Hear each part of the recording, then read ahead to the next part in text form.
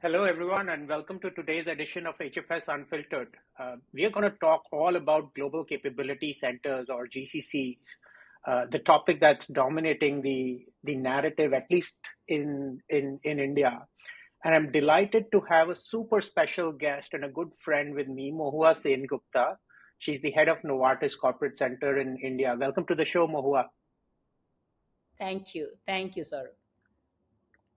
So Mohua, let's start with your journey as a GCC leader.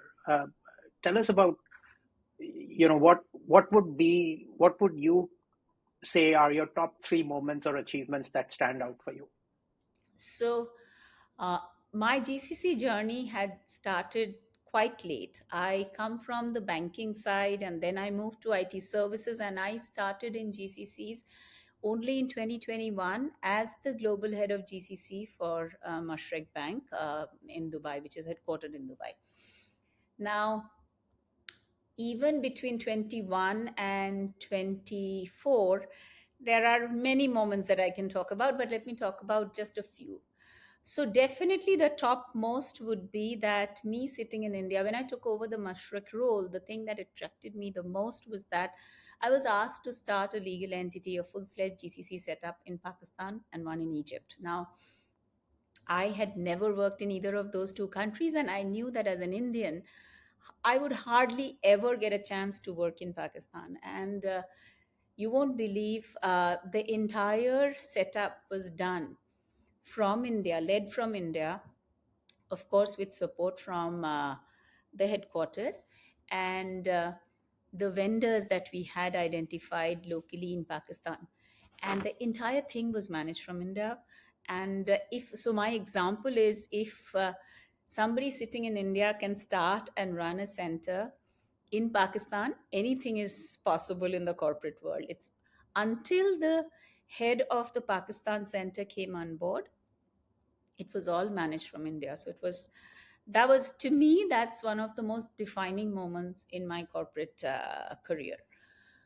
Um, the second would be, see, typically the GCCs used to be very ops tech and maybe contact center heavy. And there was generally a reluctance to move many of the high end roles. Um, I happen to come from a space which is IT services, and our typical goal was always to bring anything, we can do anything, right? That's the typical IT services mindset. And so when I started, while the GCC was only an ops and tech center, when I left, every single group of the bank had a substantial representation. Of course, it needed a lot of support from the headquarters, a lot of support from the senior leadership, and a lot of support from the team because they were ready to take up all kinds of challenge because it involves a lot, right? There's a lot of regulators involved. There are the skill sets, of course, is probably the easiest to find in India. I mean, that's the least of our problem. But to move very core functions, it takes a lot of effort, a lot of, I would say, conviction and the part of a lot of people. So that was the second. Uh, and the third, again, that is not specifically for GCCs, but how much can be done remotely. Uh, I happened to join the GCC world very much in the middle of COVID.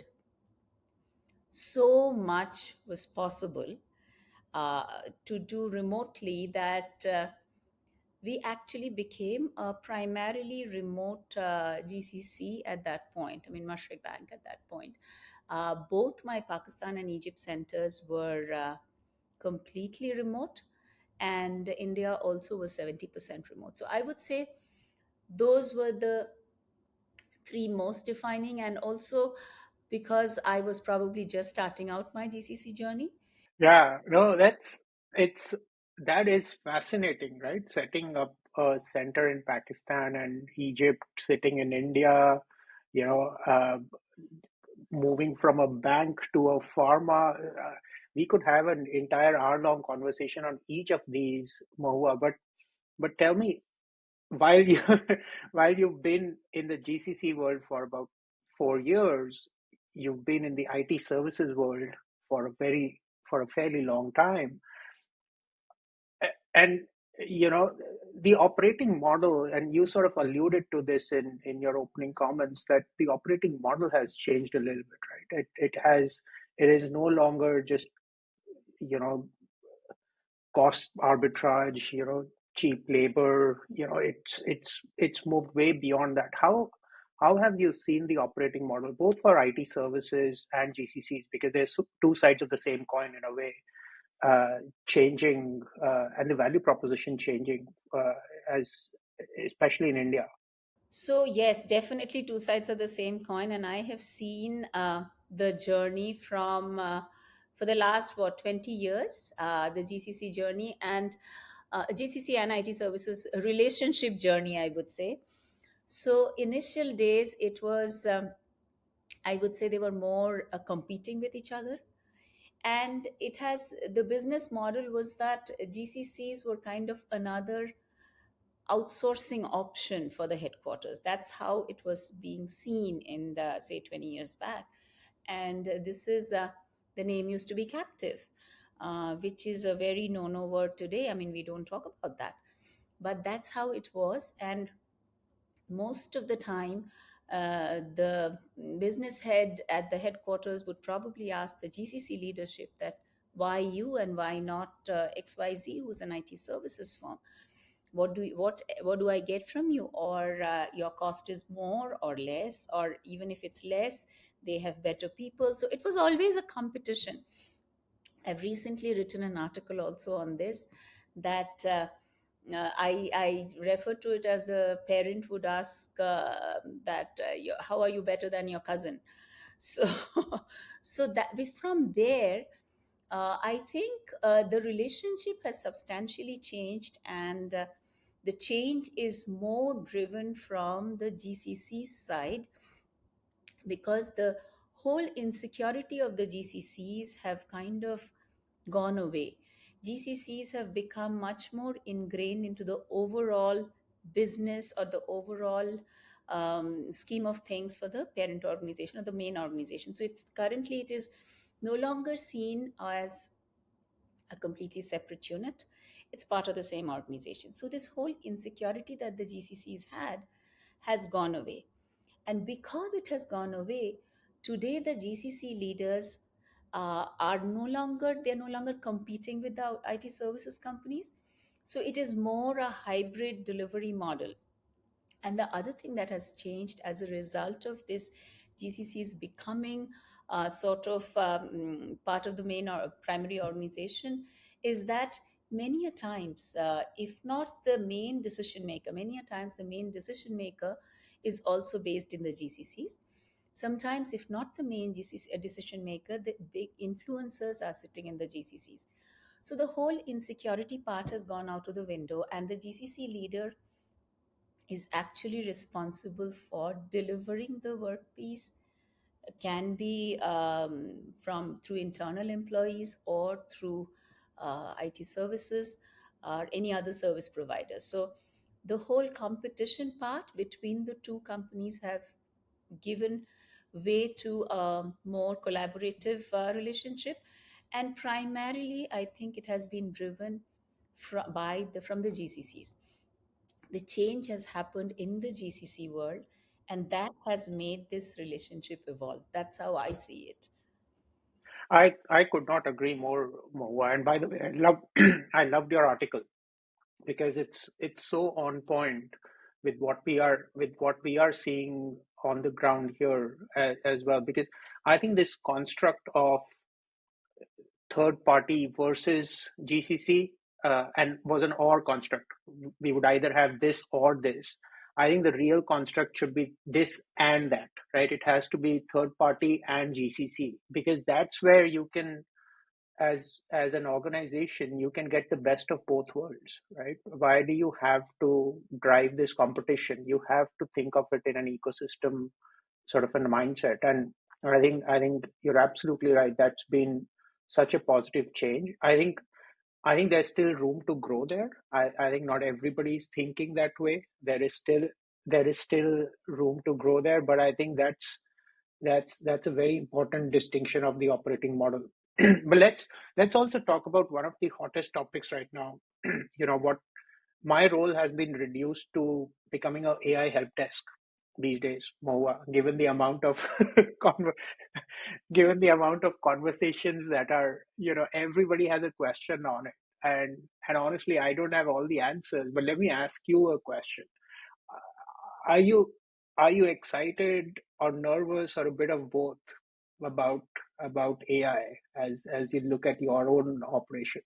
So, in general, I would say it is a nervous excitement as far as AI is concerned. Doesn't matter whether it's GCCs or wherever it is. And I'll say why excitement and why nervousness. See, excitement to me is because see, the human capital will get released a lot if we can truly utilize the AI's technology. Now, I know many people see it as, oh, AI will take away the jobs, but I'm not really worried about that because, see, this is exactly the mindset when, say, 20, 25 years back or 30 years back, the computers came and everybody thought, okay, people's jobs will go, computers will do everything. That didn't happen. I mean, the jobs just evolved. So I'm very hopeful that with AI being utilized properly, people will do, human capital will be released for really high end, innovative, transformative work. So to me, that's very exciting. The nervousness comes from the fact that in AI, a lot of the ethical boundary gets very blurry. And many a times, I'm very scared to get into a space or talk about AI in a space where the regulations are not strong enough to ensure that there will be that boundary will not be crossed. So that to me is the biggest worry, that ethical boundary. The second thing is, with the entry of AI, the whole space of fraud and hacking and all of that has just gone multifold. I remember talking to a friend from the fraud prevention group, and after this whole AI and Gen AI and all of that has come, and he said that I cannot tell you how interesting my job has become. And I can literally, we are all up 24 hours because we don't know from which part of the bank or the organization these kind of what kind of fraud is going to come and hit us. So we are all our antennas are all up. So that is the other scary piece as far as, I mean, the nervousness is concerned. And I we see it in everyday life right today. All of us are experiencing some kind of scam or fraud or at least attempt to fraud on a daily basis, right? It's many of this have become, oh, okay, another call has come or something like that. So that's what I mean. I think it's nervous excitement for everybody pretty much in whichever space we talk about as far as AI is concerned. Yeah, I know you're right. It's everybody's excited and anxious at the same time. But I think to the point that you were making, AI is to work what calculators were to math, right? You can fight it as much, but you've got to use it, right? And we've got to figure out how to deal with ethical and all these boundaries because while AI has somewhat graduated from school, there are other technologies which are still in middle school. Like let's take quantum computing.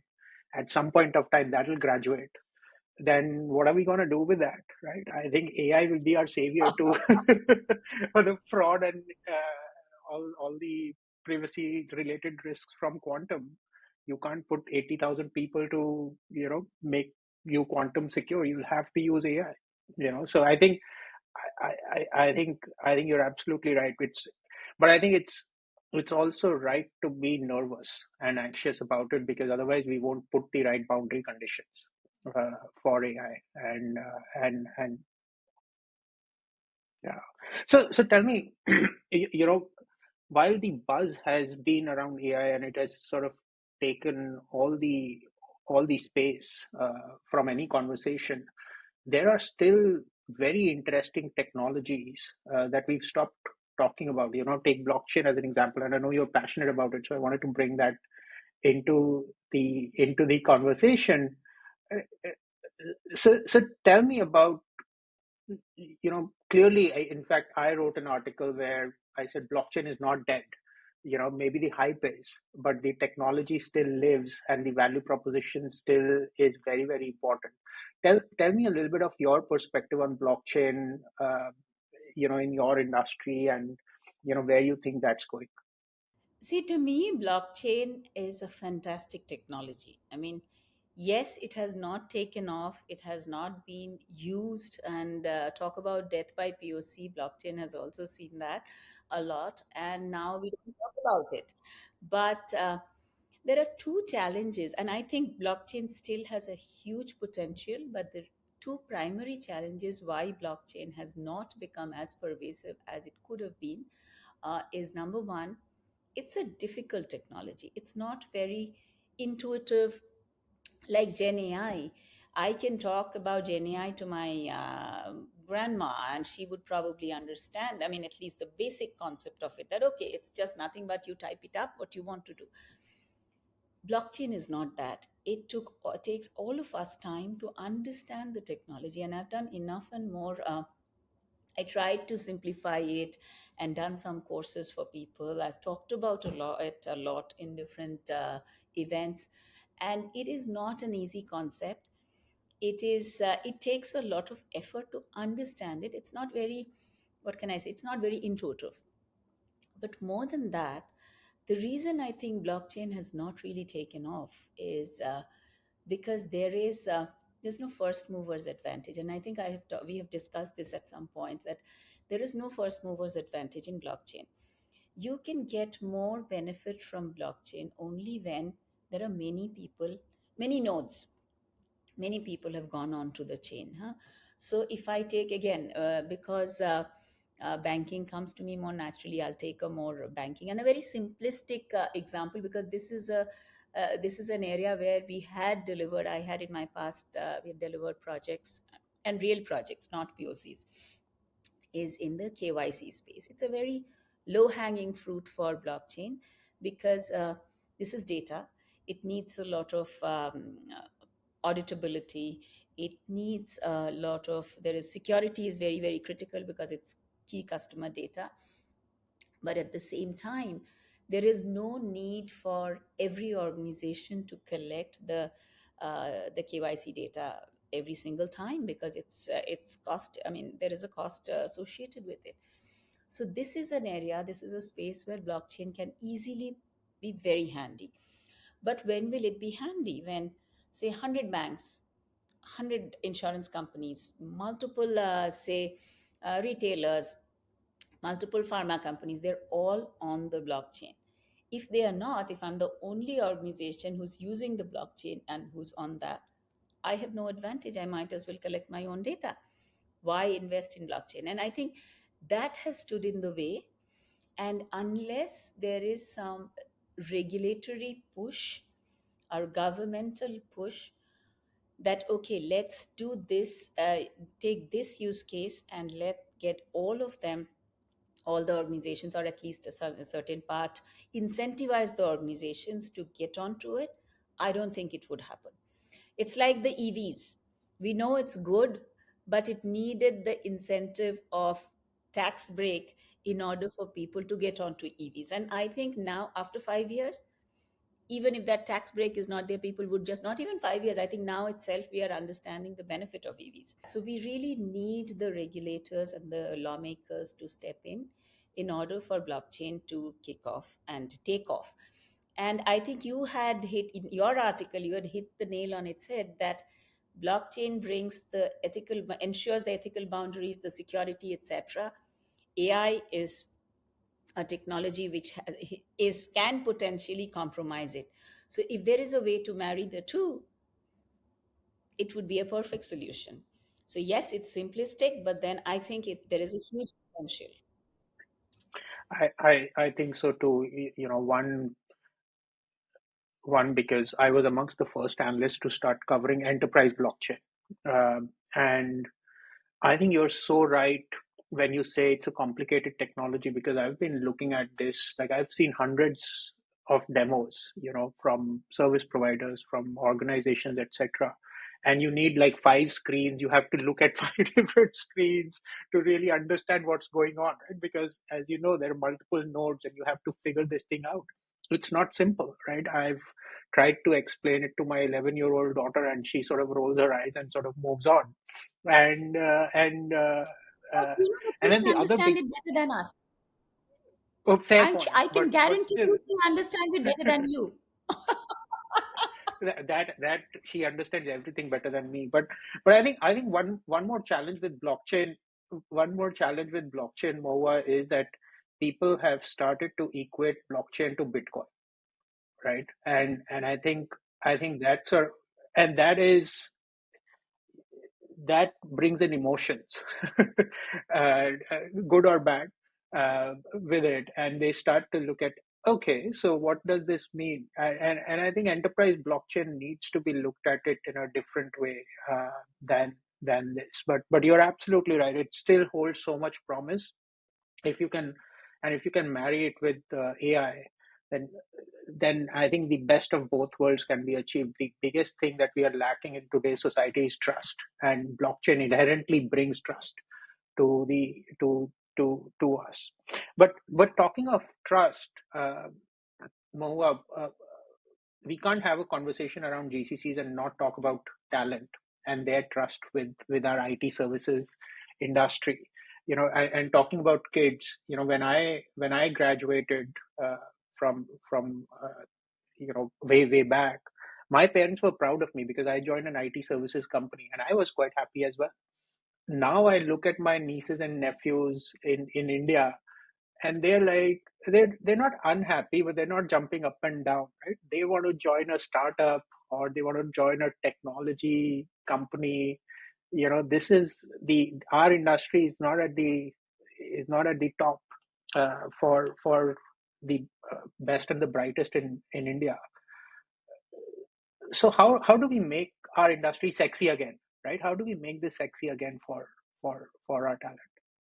Okay, see, the reason it was such a hot and sexy thing when we came out of college is because of two reasons. See, when globalization, you were probably after, I mean, maybe a little bit later, but when I came out of college, globalization just happened.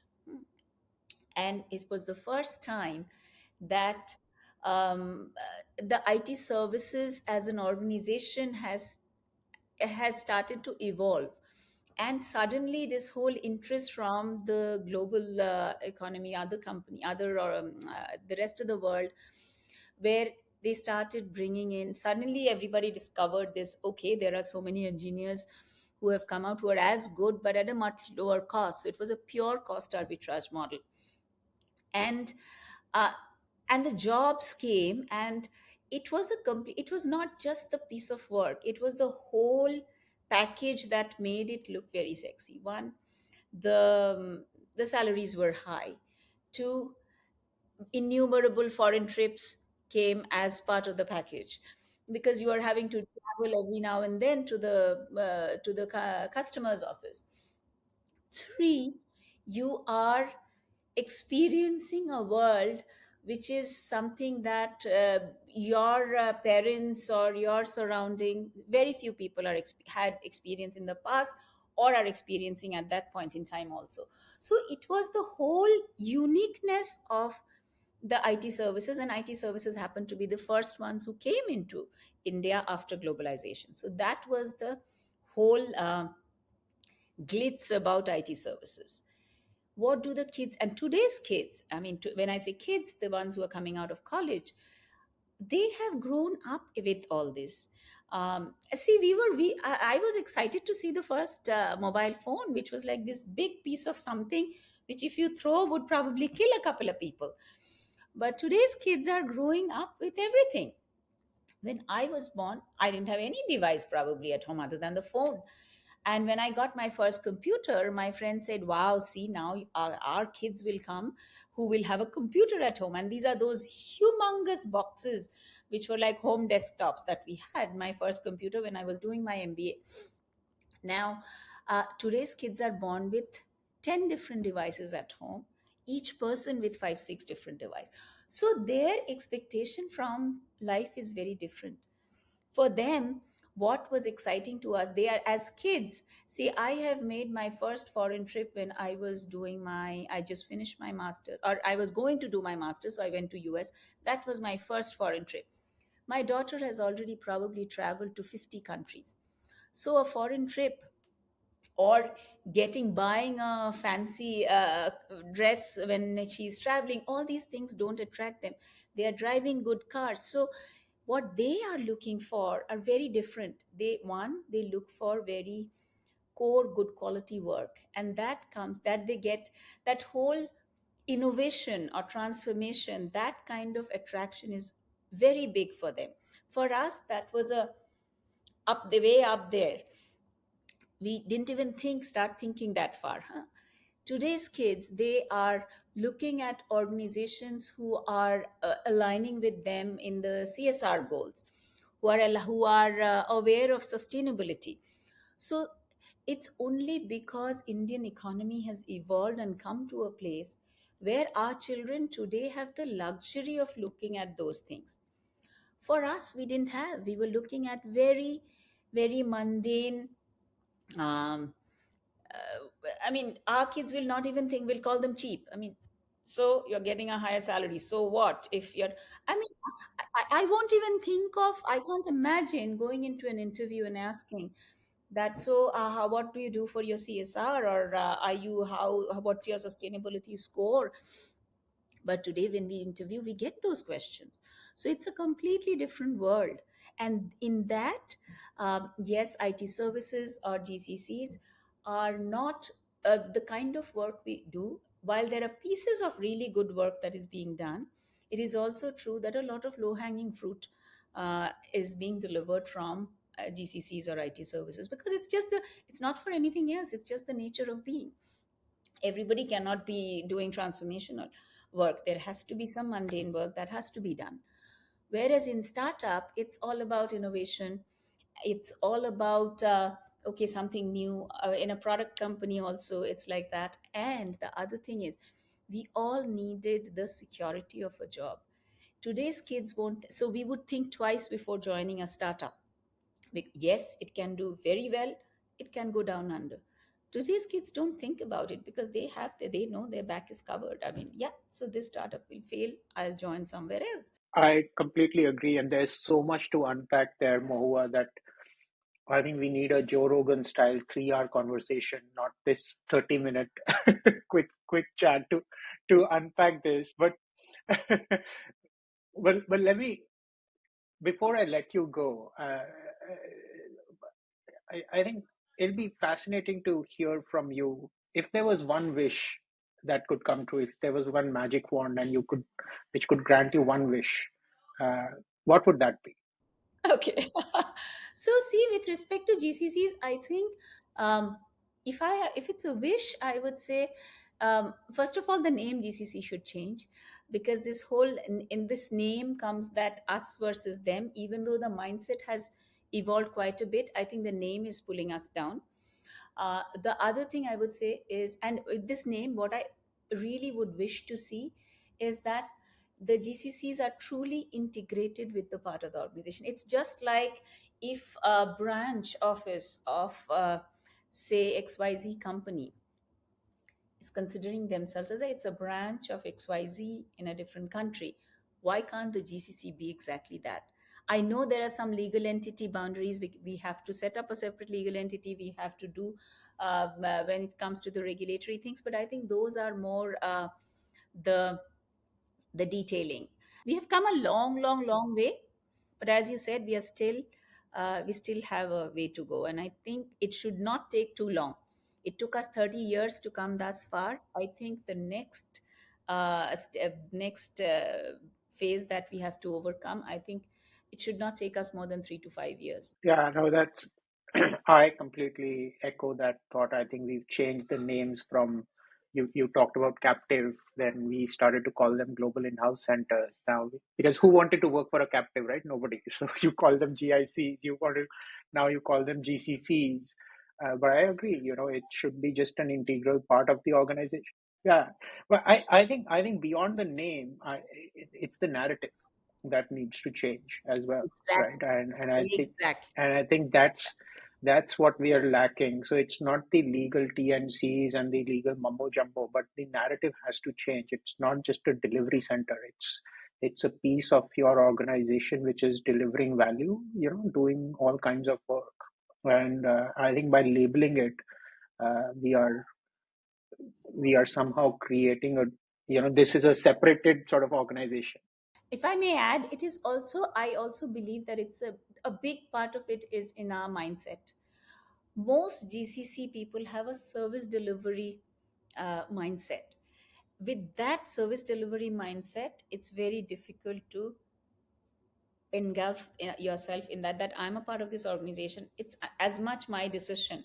I'm not just delivering to someone else's requirement. So that mindset is also a big, I think it is a big impediment. It's all of this has to move, but I think we have come a long way. It's just that last bit we have to overcome. So here's to changing the GCC mindset. Mohua, thank you so much. This was a fascinating conversation. We should do Thank it you. again and explore some other topics. Absolutely. But thanks a lot for spending some time with us. I hope whoever is listening to this will take something from it. I at least took a lot. So thanks again, and have a wonderful rest of your day. You too, and always lovely talking to you, Saurabh. Thank you so much. Thank you.